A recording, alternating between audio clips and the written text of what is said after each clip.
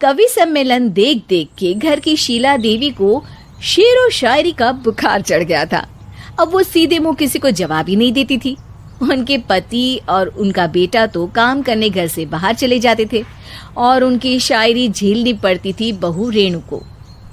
अब सास बोलती नहीं, अर्ज करती थी, संदूक पे रखी संदूक, संदूक में रखे झुमके, बहू झुमके निकाल के दे मेरे, कहाँ लगा रही है ठुमके।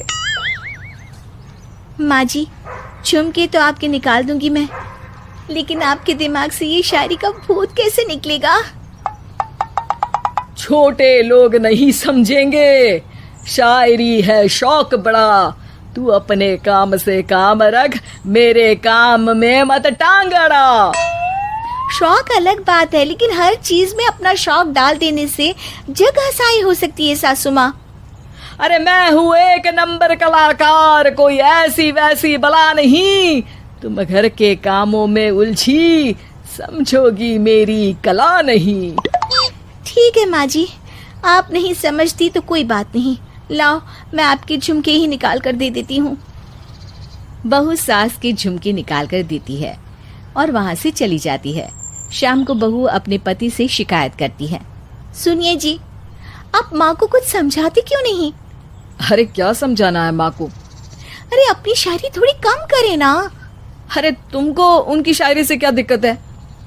अरे मुझे नहीं, पर पड़ोस में सब लोग हंसते हैं, कहते हैं बुढ़ापे में लोग सठिया जाते हैं, लेकिन शीला जी तो शायर हो गई हैं। अरे लोगों का काम है कहना, लोगों की बातों का क्या टेंशन लेना। अरे वाह, मैंने भी शेर कह दिया, वाह वाह वाह वाह। देख लो, तुमसे किसी ने कहा नहीं और तुम्हारे सामने कोई माँ की बुराई नहीं करता तो तुमको फर्क नहीं पड़ रहा।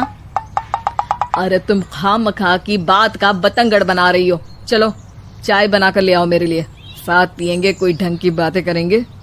रेणु चाय बनाने लगती है। पहले वो अपने पति को चाय देती है, फिर सास को और आखिर में अपने ससुर को। लेकिन वो देखती है कि ससुर जी कुछ परेशान से हैं। क्या हुआ ससुर जी, कोई बात हो गई है क्या?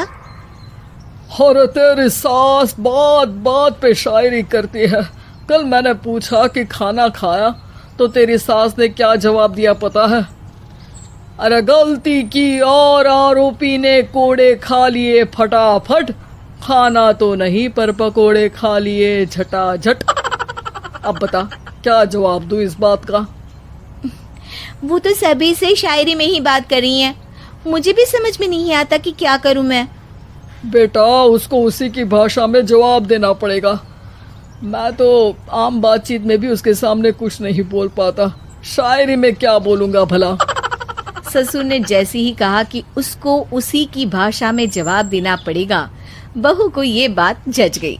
अगले ही दिन वो शायरी की कुछ किताबें लेकर आई और शायरी की प्रैक्टिस करने लगी ताकि सास को उन्हीं की भाषा में जवाब दे सके। उसने दिन रात एक कर दिए। एक दिन सब साथ में बैठकर टीवी देख रहे थे, तभी रेणु सबके लिए बिरयानी बनाकर लाती है, लेकिन सास को बिरयानी भाती नहीं। कौवा करता काऊ काऊ, चिड़िया बोलती ची ची, इतना खराब बिरयानी बनाई है कि मुंह से निकले छी छी। बस इसी मौके का तो बहू को इंतजार था, क्योंकि अब बहू सास को उसी की भाषा में जवाब देने के लिए तैयार थी। माँ जी, हमको अपनी ये बेकार शायरी ना सुनाइए, जैसी भी बनी है बिरयानी चुपचाप खाइए। ससुर जी और रेणु के पति ने रेणु का जवाब सुनते ही जोर से ताली बजाई और सास ने जब रेणु का शायराना जवाब सुना तो उनके गले में बिरयानी अटक गई। बहू ने एक और शायरी का तीर छोड़ा। शायरी में बहू के सामने सास हो जाएगी ढेर, क्योंकि सास मारेंगी एक शेर तो बहू मारेगी 1.25 शेर। सास को छोड़ के सब वाह वाह करने लगते हैं। आज पहली बार सास को नहले पे दहला मिला था और रेणु ने सास का मुंह चुप करा दिया था।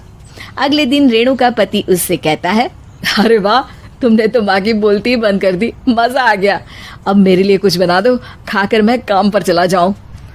शायरी ही है मेरा जीवन, वही करूंगी जी भर के। नौकरानी रख लो कोई, काम नहीं करूंगी मैं घर के। अरे तुम क्या माँ जैसी हरकतें करने लगी, सीधे सीधे बात करो ना। हो गई कल शायरी, रोज थोड़ी ना करोगी। शीशी भरी गुलाब की पत्थर पे फोड़ दो, जो मुझे शायरी से रोके उसके कान मरोड़ दो।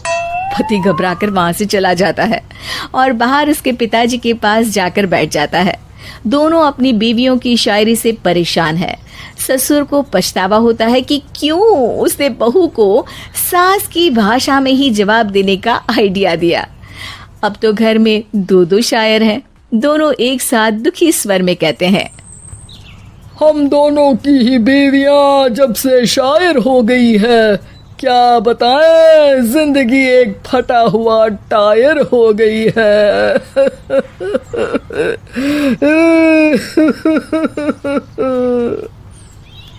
हम दोनों की ही बीवियां जब से शायर हो गई है, क्या बताए जिंदगी एक फटा हुआ टायर हो गई है।